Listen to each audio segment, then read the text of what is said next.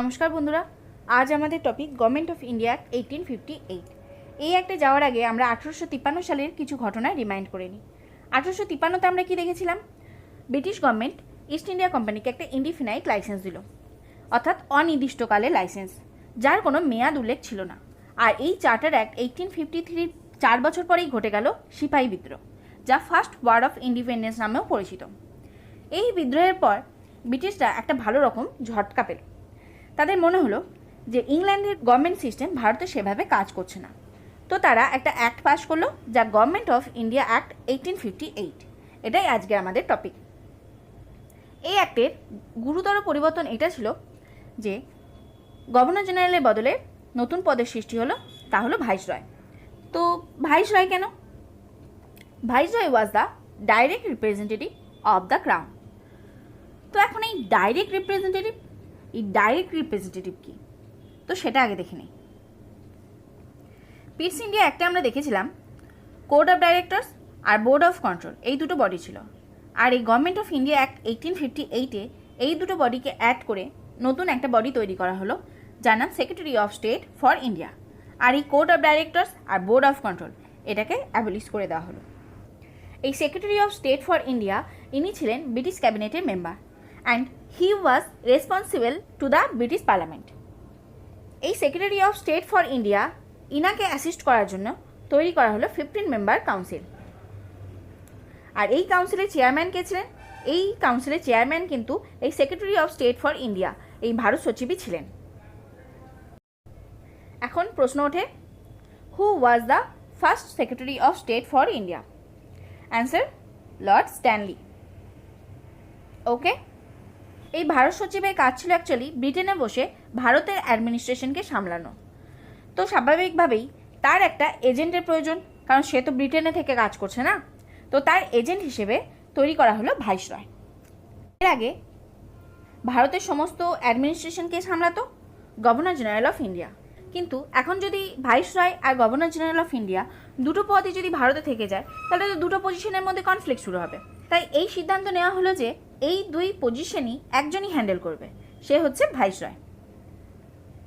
তো এখন বলো, who was the first viceroy of India? ইনি হচ্ছেন লর্ড ক্যানিং। লর্ড ক্যানিং 1856 সাল থেকে গভর্নর জেনারেল অফ ইন্ডিয়া পদে ছিলেন, এবং এই 1858 সালের government of India act pass হওয়ার পর থেকে ইনাকেই ভাইসরয় অফ ইন্ডিয়া বানিয়ে দেওয়া হলো।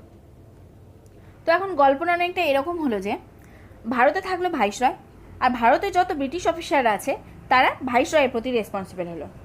আর ব্রিটেনে থাকলো সেক্রেটারি অফ স্টেট, ইনি ব্রিটেন থেকে ভারতের অ্যাডমিনিস্ট্রেশনকে সামলাবে। তো ভাইসরয় এই সেক্রেটারি অফ স্টেটের প্রতি রেসপন্সিবল।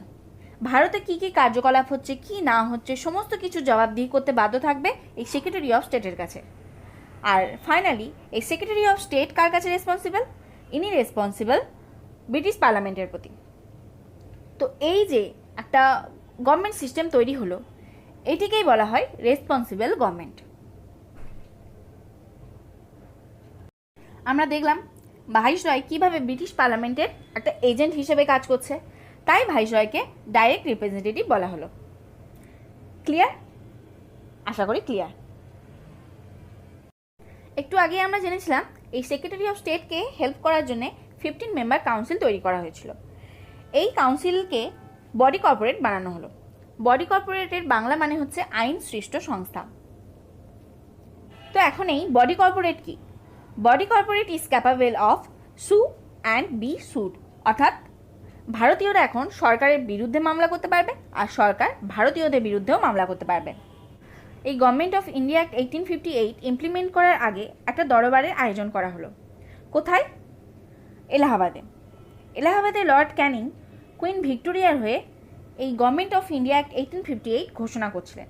এই ঘোষণাকেই কুইন্স প্রোক্লেমেশন বলা হয়, কারণ লর্ড ক্যানিং কুইন ভিক্টোরিয়ার হয়েই এই ঘোষণা করছিলেন। কবে হয় এই ঘোষণা? 1 নভেম্বর 1858-এ।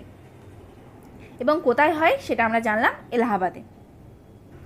এই ঘোষণার সময় লর্ড ক্যানিং বলেন যে ব্রিটিশ ক্রাউন ইন্ডিয়াকে তার ছত্রছায়ায় নিয়ে নিয়েছে।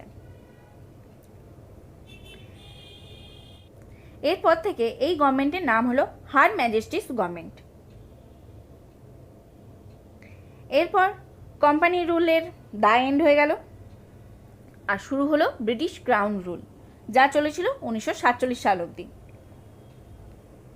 তো এই গভর্নমেন্ট অফ ইন্ডিয়া অ্যাক্ট 1858-এ কী কী ঘটনা ঘটলো একটা শর্ট রিক্যাপ নিয়ে নিই।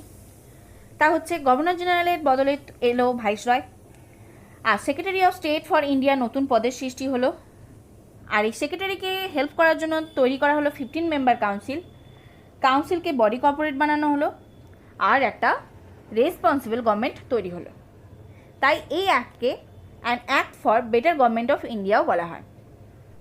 আশা করি এই গভর্নমেন্ট অফ ইন্ডিয়া অ্যাক্ট 1858 বিষয়টা তোমাদের কাছে পরিষ্কার হয়েছে। যদি ভিডিওটি ভালো লেগে থাকে প্লিজ লাইক করো, আর চ্যানেলে যদি নতুন হও সাবস্ক্রাইব করতে ভুলো না। আর এরকম ভিডিও নোটিফিকেশন সবার আগে তোমার কাছে পৌঁছানোর জন্য বেল আইকন প্রেস করতে অবশ্যই মনে রেখো। Thank you.